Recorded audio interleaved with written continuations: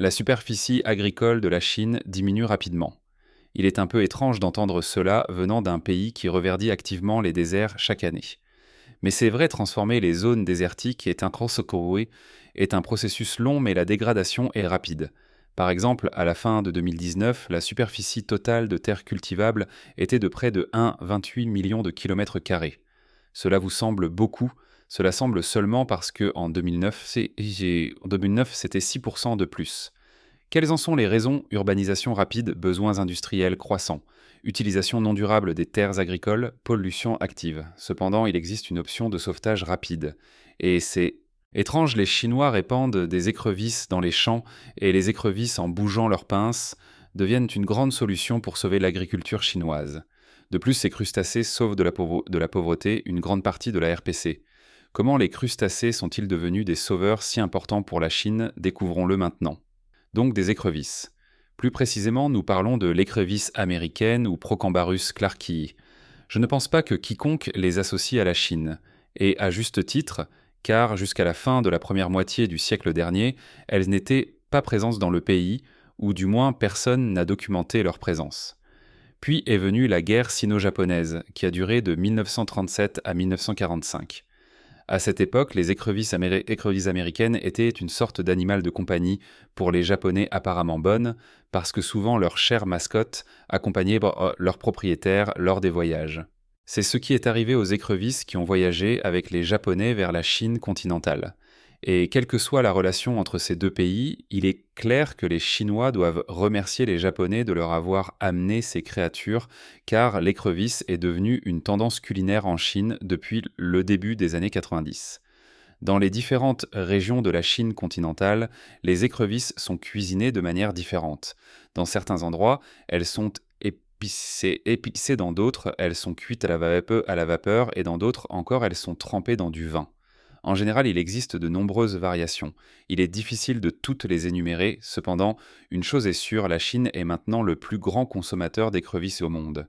Imaginez, les Chinois mangent plus de 90% des écrevisses qui sont consommées dans le monde. En chiffres, ce sont plus d'1 million de tonnes de crustacés par an. Avec une telle prédilection, ils ne pouvaient pas s'empêcher d'élever des écrevisses. Pas seulement les américaines, mais aussi d'autres espèces, car beaucoup d'entre elles peuvent également servir de nourriture.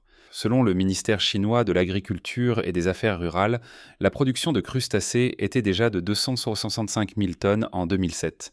Savez-vous combien cela a atteint 9 ans plus tard? Selon le même ministère, en 2016, la production a atteint 850 000 tonnes. En même temps, cette même année, 49 000 tonnes d'écrevisses sauvages ont également été capturées. Il y a aussi des données plus récentes qui démontrent encore mieux que l'écrevisse s'empare de la Chine. En 2022, ce pays a produit 2,5 millions de tonnes de crustacés. Si nous traduisons tout cela en argent, l'élevage d'écrevisses en Chine est maintenant une affaire évaluée à plus de 369 milliards de yuan ou 53 milliards de dollars. Allons dans le comté de Shuji, dans la province du Jiangsu, à l'est de la Chine. Cet endroit est à juste titre appelé la capitale chinoise de l'écrevisse, en raison du nombre énorme de fermes qui élèvent ces créatures. En 2025, la superficie écologique dédiée à l'élevage d'écrevisses avait atteint 1 million de mus, soit 667 hectares. Pendant ce temps, l'industrie de l'élevage d'écrevisses dans le comté de Shui emploie plus de 210 000 personnes. Prenons par exemple Salt Lake City, la ville la plus peuplée de l'État de l'Utah aux États-Unis. Si toute sa population se consacrait brusquement à l'élevage d'écrevisses, elle resterait plus petite car environ 200 000 personnes y vivent. Oui, c'est pourquoi Shushi est la capitale chinoise de l'écrevisse. Au fait, il est populaire ici d'élever des écrevisses qui descendent moins de celles amenées du Japon. À Shuchi, ils ont élevé une nouvelle race qui est plus grande et met moins de temps à mûrir. Bien sûr, cela a surtout réjoui ceux qui gagnent de l'argent avec l'élevage d'écrevisses. Il y a des preuves que la nouvelle espèce rapporte 500 yuan de plus par mue. Voici un autre indicateur de l'intégration des crustacés dans la vie et l'économie chinoise. Oui, c'est une statue. Au fait, une statue de 15 mètres de hauteur qui bat des records et figure dans le livre Guinness des records. Elle se trouve dans une zone que les documents publicitaires appellent la ville écologique de l'écrevisse, ou une attraction touristique qui combine nourriture, éducation et beaux paysages. Pour être plus précis, il s'agit de la province du Hubei et de la ville de Jiangjiang, appelée une autre capitale de l'industrie chinoise de l'écrevisse. L'une des usines ici emploie 1500 travailleurs qui traitent 80 tonnes d'écrevisses en une journée de travail de 10 heures. Et cela ne concerne qu'une seule entreprise. Le nombre total de fermes dans la ville atteint des proportions inimaginables. Il y a des quartiers entiers où les écrevisses sont élevées partout. Comparaison, nous ne pouvons pas nous en passer. Si tous les élevages d'écrevisses de Qianjiang étaient réunis, cela donnerait une énorme ferme d'écrevisses occupant la moitié de la superficie de Manhattan. En général, il y a beaucoup d'écrevisses en Chine. Il y a aussi beaucoup d'avantages à cela car c'est de la nourriture et de l'argent. Ce n'est pas un hasard si le pays leur met même des statuts. Cependant, leur rôle important ne s'arrête pas là. Vous vous souvenez d'où nous avons commencé des écrevisses et des écrevisses répandues dans les champs. C'est vrai, sauf bien sûr que c'est plus compliqué que cela. Et cela a un nom beaucoup plus compliqué que de jeter ces écrevisses dans un rizière. Il s'agit d'un système intégré de production d'écrevisses et de riz. Regardez, le riz est cultivé dans un champ, et la plupart du temps, une tranchée circulaire est faite autour de celui-ci, où les crustacés sont lâchés. Après la récolte, un tas de paille est laissé et le champ est inondé.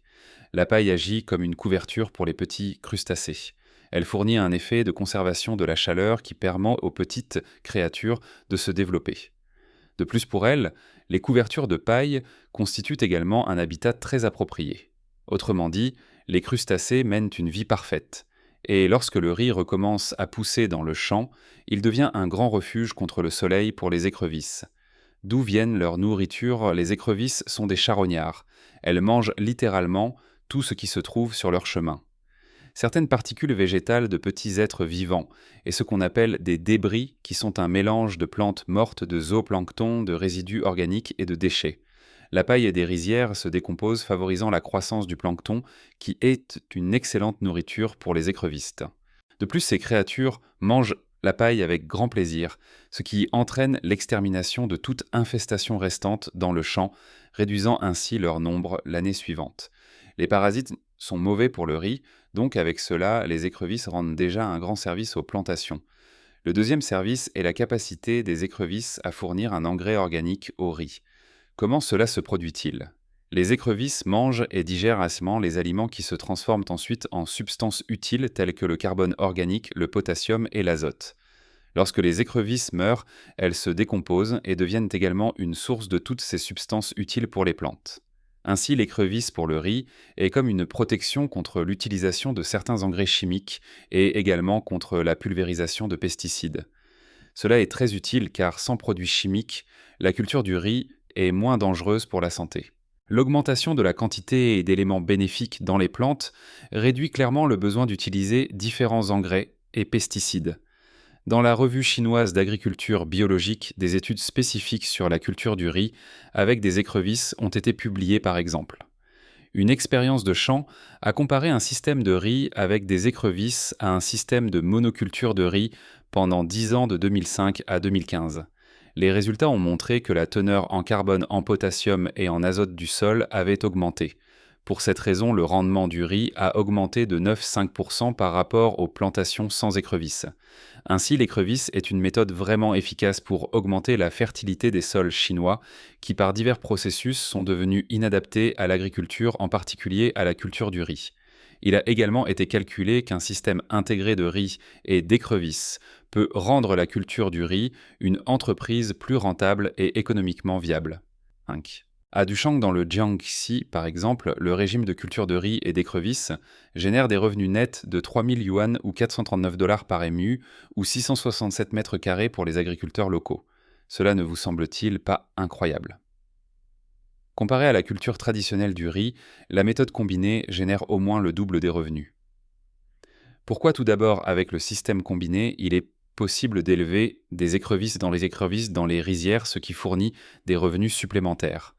Deuxièmement, le riz lui-même, qui a grandi aux côtés des crustacés, prend de la valeur et le prix par kilogramme dépasse la barre des 20 yuan. Et revenons à Jiangjiang, la même ville qui est considérée comme la capitale de l'industrie chinoise des écrevisses, où se dresse la statue de crustacés du livre Guinness des records. Jusqu'en 2014, les agriculteurs locaux alternaient dans leurs champs entre la saison de culture du riz et celle de l'élevage d'écrevisses, puis ils ont commencé à utiliser un système combiné. Finalement, 93% des exploitations sont passées à cette forme de culture. Un rapport de 2018 du ministère de l'Agriculture a montré qu'en 2017, la production d'écrevisses dans la ville avait doublé par rapport à l'année précédente, atteignant 70 000 tonnes. En résumé, le système de culture combinée est une excellente façon de cultiver du riz dans des sols peu fertiles et de gagner plus d'argent avec les mêmes champs. Cela entraîne également une augmentation générale de la quantité de riz et d'écrevisses cultivées, car les exploitations existantes de riz et d'écrevisses peuvent facilement être reconverties en un système combiné. Nous pouvons dire que nous avons devant nous une façon de nous sauver de la pénurie alimentaire. Beaucoup d'aspects positifs, mais en réalité, quelques problèmes menacent. Tout d'abord, cultiver du riz et des écrevisses ensemble n'est pas une tâche simple. Cela nécessite beaucoup de connaissances et de compétences, ainsi que de savoir comment ne pas gâcher toute la récolte de la principale culture chinoise. Après tout, les écrevisses, vous vous en souvenez, sont des créatures qui mangent de tout, donc le riz peut également tomber dans leurs habitudes. Un autre problème est qu'elles souffrent des cultures d'hiver. Il s'agit de céréales agricoles dont le cycle de vie nécessite de passer l'hiver. Parmi elles se trouvent le blé, l'orge, le seigle et quelques autres cultures moins populaires. Oui, la principale culture de la Chine est le riz. En 2024, le pays a produit 207,5 millions de tonnes de ce produit. À son tour, il a produit 141 millions de tonnes de blé la même année. Personne ne doutera que l'ingrédient principal du pain et de nombreux autres produits est une partie importante de la sécurité alimentaire de la RPC. La demande croissante d'écrevisses a provoqué de larges fossés dans de grandes étendues de terres fertiles à travers le pays. Les rizières inondées saisonnièrement se sont transformées en champs d'élevage d'écrevisses inondés en permanence. Tout cela signifie une chose, les cultures d'hiver comme le blé ont moins de terre sèche pour croître. Par exemple, parmi les quelques 667 000 hectares de rizières élevées pour les écrevisses dans le cours moyen du fleuve Yangtze, environ la moitié des terres étaient traditionnellement utilisées pour des cultures dites d'hiver de sec. Et maintenant, ce n'est plus le cas, et cela ne concerne qu'une zone. Comme vous pouvez le constater, les rizières sont maintenant réparties dans toute la Chine et leur nombre ne cesse d'augmenter. Quelqu'un manque dans notre vidéo. Les canards peuvent également être élevés dans les rizières, pourquoi pas. La Chine, en plus d'être un grand producteur de riz, s'est également consacrée à l'élevage de canards. En 2016, la population mondiale de canards domestiques atteignait 240 millions dans le monde, dont 100 millions étaient élevés en Asie. Pendant ce temps, à partir de 2019, 80% de toute la population mondiale de ces oiseaux était élevée en Chine. L'élevage de tant de canards est possible grâce aux champs de riz. Les Chinois envoient là-bas les oiseaux pour les engraisser. Les champs sont remplis de grains de riz éparpillés, ainsi que de parasites et de mauvaises herbes. Tout cela sert de nourriture aux canards. Les canards mangent et grandissent, et les rizières réduisent le besoin d'herbicides, ce qui permet d'économiser de l'argent et de la main-d'œuvre pour les pulvérisations et réduit les dommages environnementaux. De plus, les excréments des canards fertilisent les rizières, réduisant le besoin d'engrais artificiels, ce qui encore une fois permet d'économiser de l'argent et de la main-d'œuvre. Mais il y a un problème avec cela, car les canards normaux ne comprennent pas très bien ce qui peut être mangé dans une rizière pour plaire aux humains. Ainsi, l'élevage de canards fait appel à des canards hybrides comme l'aigamo qui ont l'interdiction de manger les feuilles des plants de riz. Cependant, cela ne pose généralement pas de difficultés. C'est pourquoi les Chinois développent activement l'élevage de canards dans les rizières. Mais ce qui est intéressant, c'est que parfois des canards sont ajoutés aux écrevisses, oui, dans les mêmes rizières. Les crustacés ont tendance à se reproduire très activement, ce qui peut causer quelques problèmes. Ainsi, les Chinois ont pensé comment pouvons-nous contrôler leur population sans nuire à rien d'autre d'utile dans le champ de riz. C'est là que les canards qui mangent le nombre excessif de petits crustacés s'avèrent utiles. Et le riz. Il se porte très bien dans ce voisinage car maintenant la culture a un sol encore meilleur pour croître avec le double de nutriments. Selon une entreprise qui a appliqué le plan dans ses exploitations, elle a réussi à augmenter la rentabilité par MU de 800 yuan à environ 1500. 500 yuan.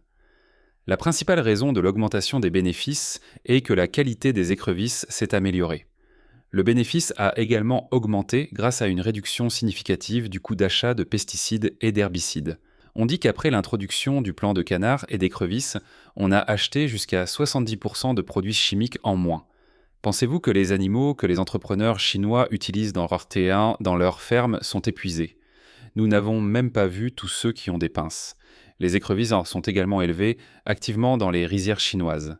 Ces créatures sont élevées en Chine depuis plus de 70 ans et la production a été multipliée par 30 pour atteindre 286 000 tonnes entre 1990 et 1999. L'intérêt pour l'élevage de ces créatures s'explique simplement. C'est l'un des animaux les plus rentables pour l'aquaculture actuelle en Chine. Parmi les écrevisses, une espèce se distingue, les écrevisses chinoises considérées comme des créatures très intimidantes. Ce porteur de pinces poilues est l'une des 100 espèces exotiques envahissantes les plus dangereuses au monde. Elles mangent presque tout, peuvent survivre aussi bien sur Terre que dans l'eau douce ou salée, et se reproduisent à un rythme incroyable. Chaque femelle peut produire entre 250 000 et 1 million d'œufs par ponte. Pour comprendre à quel point l'écrevisse est dangereuse, il suffit de voir cette photo. Devant se trouve un canal métallique dans lequel tombent les écrevisses chinoises migratrices, une sorte de défense inventée par les gens. S'il n'y a pas de défense, l'écrevisse peut facilement s'infiltrer dans les maisons des habitants des villes et causer d'énormes dégâts à l'agriculture et à tout ce qu'elle trouve sur son passage, car ces écrevisses mangent tout. Mangent tout. Et en Chine, tout comme les écrevisses, elles se placent tranquillement dans les rizières. Le riz abrite les écrevisses, améliorant leurs conditions de vie, et personne ne les touche dans les champs, ni ne construit de pièges pour capturer tous les membres de l'espèce. En même temps, les écrevisses contribuent à améliorer le riz. Comme nous l'avons dit, elles mangent de tout, donc tout, comme les écrevisses, elles réduisent le nombre de mauvaises herbes et fertilisent le sol avec leurs déchets. Ce système de culture coopératif rend les agriculteurs très heureux, car certains rapportent des rendements d'écrevisses allant jusqu'à 300 à 450 kg par hectare, et tout cela en plus du riz. Qui d'autre vit dans les rizières? Les poissons, bien sûr. Ce système est connu depuis longtemps, a été largement étudié et a été reconnu officiellement au point d'être devenu l'un des premiers systèmes de patrimoine agricole d'importance mondiale. En plus de maintenir les poissons à l'abri du soleil et de permettre aux habitants sous-marins de manger les parasites et d'apporter des nutriments à la culture, les voisins du riz contribuent à aérer la couche superficielle du sol. Le résultat est une augmentation des niveaux d'oxygène, ce qui active les micro-organismes. L'activité dans ce cas représente l'activité la plus utile pour le riz, car elle libère une grande quantité de nutriments. De plus, les poissons dans les rizières contribuent à la minéralisation de la matière organique, optimisant la libération de nutriments dans le sol et la décomposition des engrais, ce qui se traduit par une plus grande efficacité des engrais. De plus, les racines du riz se développent mieux avec des poissons qu'avec eux. Bien sûr, l'utilisation de créatures aquatiques pour la culture du riz entraîne également une plus grande rentabilité des champs. Par exemple, les bénéfices nets dans toutes les régions de la Chine sont entre 45% et 270% plus élevés que lorsque le riz est cultivé en monoculture. Il semble que nous n'ayons pas à nous inquiéter pour la Chine. Le pays fait un excellent travail pour se nourrir et augmenter la fertilité de ses terres en déclin d'une manière inhabituelle pour beaucoup. Et si le pays a des problèmes à cet égard, il lui viendra sans aucun doute à l'esprit quoi planter d'autre aux côtés du riz.